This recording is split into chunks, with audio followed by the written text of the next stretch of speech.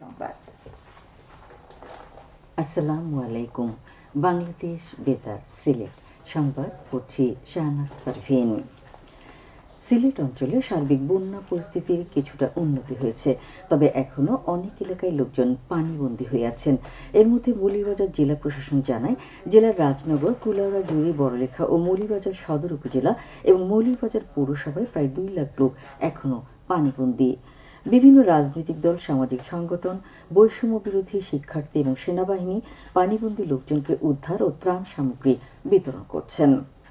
এছাড়া সেনাবাহিনীর নিজস্ব তত্ত্বাবধানে 10টি অস্থায়ী ক্যাম্পের মাধ্যমে বন্যার্তদের মধ্যে স্বাস্থ্যসেবা প্রদান করা হচ্ছে। 102টি আশ্রয়কেন্দ্রে প্রায় 1300 লোক আশ্রয় নিয়েছেন। বন্যার পানিতে ডুবে 2 জন নিহত হয়েছেন। উপদ্রুত এলাকায় নগদ 42,50,000 টাকা, 1,550 মেট্রিক টন চাল, 75,000 পানি বিশুদ্ধকরণ ট্যাবলেট, 7,240 লিটার বিশুদ্ধ পানি ও 20টি জ্যারিকান বরাদ্দ দেওয়া হয়েছে।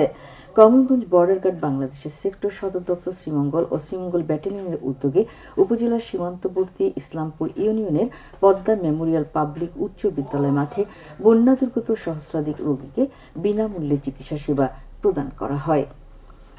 গতকাল সকালে দিনব্যাপী বিনামূল্যে চিকিৎসা সেবার উদ্বোধন করেন BGB Sreemangal sector commander colonel AHM Yasin Chowdhury. এই সময় উপস্থিত ছিলেন 46 ব্যাটালিয়নের অধিনায়ক লেফটেন্যান্ট কর্নেল মোহাম্মদ মিজানুর রহমান শিকদার ও সহকারী পরিচালক মোহাম্মদ জামাল হোসাইন।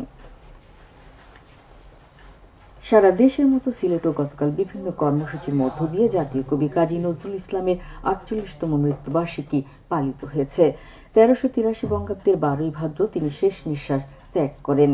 1306 বঙ্গাব্দের 11ই জ্যৈষ্ঠ পশ্চিমবঙ্গের বর্ধমান জেলার চুরুলিয়া গ্রামে কাজী নজরুল ইসলামের জন্ম। ডাকনাম ছিল দুঃখু মিয়া। শৈশব থেকে কঠিন দারিদ্র মোকাবিলা করে বড় হয়েছেন তিনি।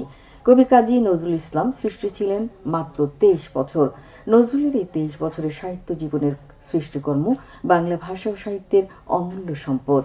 বাংলা সাহিত্যে বিদ্রোহী কবি হিসেবে সমধিক পরিচিত হলেও তিনি ছিলেন একাধারে কবি, সঙ্গীতজ্ঞ, ঔপন্যাসিক, গল্পকার, নাট্যকার, প্রাবন্ধিক, সাংবাদিক, চলচ্চিত্রকার, গায়ক ও অভিনেতা। তিনি বৈচিত্র্যময় অসংখ্য রাগ রাগিনী সৃষ্টি করে বাংলা সঙ্গীত জগৎকে মর্যাদার আসনে অধিষ্ঠিত করেছেন। জাতীয় কবিকে ঢাকা বিশ্ববিদ্যালয়ের কেন্দ্রীয় মসজিদের পাশে রাষ্ট্রীয় মর্যাদায় দাফন করা হয়।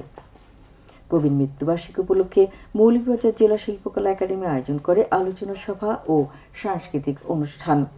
একাডেমির হলরুমে অনুষ্ঠিত সভায় প্রধান অতিথি ছিলেন অতিরিক্ত জেলা প্রশাসক আব্দুস সালাম চৌধুরী। সভা শুরুতে কবির প্রতিকৃতিতে ফুল দিয়ে শ্রদ্ধা জানানো হয়। এরপর অনুষ্ঠিত হয় শিশুদের মধ্যে নৃত্য এবং চিত্রাঙ্কন প্রতিযোগিতা। এতে 22 জন শিশু অংশ নেয়। পরে অনুষ্ঠিত হয় মনোজ্ঞ সাংস্কৃতিক অনুষ্ঠান। সচেতনামূলক নারী সমাবেশ গতকাল হবিগঞ্জ সদর উপজেলার আলী ইদ্রিস হাই স্কুলে অনুষ্ঠিত হয়েছে। জেলা তথ্য অফিসের উদ্যোগে এই সমাবেশে সরকারি কর্মকর্তা সহ ব্যক্তিবর্গ উপস্থিত ছিলেন। 2009 সালে 6 জানুয়ারি থেকে 2024 সালের 5 আগস্ট পর্যন্ত যে সমস্ত আগ্নেয়াস্ত্রের লাইসেন্স বেসামরিক জনগণকে প্রদান করা হয়েছিল সেসব লাইসেন্স স্থগিত করা হয়েছে। আগামী 3রা সেপ্টেম্বরের মধ্যে গোলা বারুদ সহ আগ্নেয়াস্ত্র সংশ্লিষ্ট থানায় জমা দেওয়ার জন্য অনুরোধ জানিয়েছে স্বরাষ্ট্র মন্ত্রণালয়ের জননিরাপত্তা বিভাগ। সিলেট জেলা ম্যাজিস্ট্রেট কার্যালয় থেকে এই তথ্য জানানো হয়েছে। অন্যথায় বিধি মোতাবেক ব্যবস্থা গ্রহণ করা হবে বলে এ সময় জানানো হয়। সিলেটের বিয়ানীবাজার উপজেলা আইন শৃঙ্খলা কমিটির মাসিক সভা অনুষ্ঠিত হয়েছে আজ।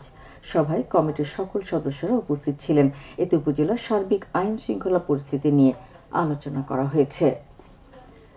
হবিগঞ্জে চুনারুঘাটে Masud Chowdhury high school and কলেজে 6ষ্ঠ ও 7ম শ্রেণীর শিক্ষার্থীদের মধ্যে স্কুল ব্যাগ বিতরণ করা হয়েছে গতকাল।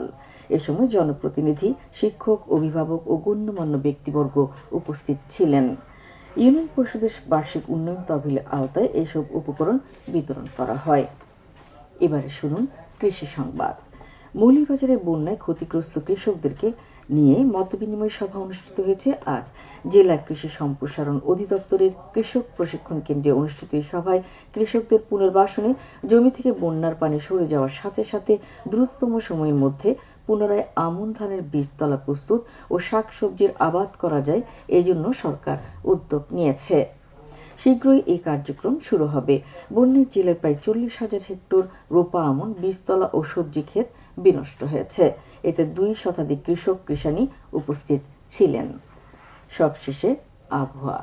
সন্ধ্যা 6টা পর্যন্ত পূর্বাভাসে বলা হয়েছে সিলেট সহ পার্শ্ববর্তী এলাকায় দক্ষিণ দক্ষিণ পূর্ব দিক দিয়ে অস্থায়ীভাবে ঘন্টায় সর্বোচ্চ 60 কিলোমিটার বেগে দমকা থেকে ঝোড়ো হাওয়া বয়ে যেতে পারে। সেই সঙ্গে হতে পারে বৃষ্টি অথবা বজ্রসহ বৃষ্টিপাত। এসব এলাকার নদীবন্দরসমূহকে 1 নম্বর সতর্কতা সংকেত দেখিয়ে যেতে বলা হয়েছে। আজ সিলেটে সূর্যোদয় হয়েছে ভোর 5টা 32 এবং সূর্য অস্ত যাবে সন্ধ্যে 6টা 14 সংবাদ শেষ হলো।